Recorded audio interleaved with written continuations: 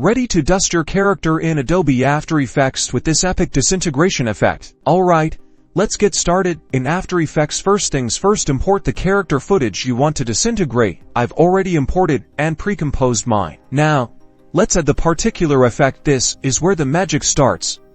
Find it in the Effects and Presets panel and apply it to your character layer. This will generate particles. Time to adjust the emitter settings first. Experiment with the emitter type to determine your beginning disintegration. Try adjusting the emitter size for the areas where the particles begin. Next, go for your particle settings and choose your type. Then, feel free to control particle speed to give the illusion of disintegration. Do not be afraid to experiment with colors. The disintegration effect is done through keyframes for the emitter settings and other particle settings. Use your playhead to scrub through your footage to make sure you are happy with your result. To add the disappearing effect, add more keyframes. Tweak the settings to get an even more accurate disintegration. Lower the speed of the particles and particle type. The disintegration effect is complete.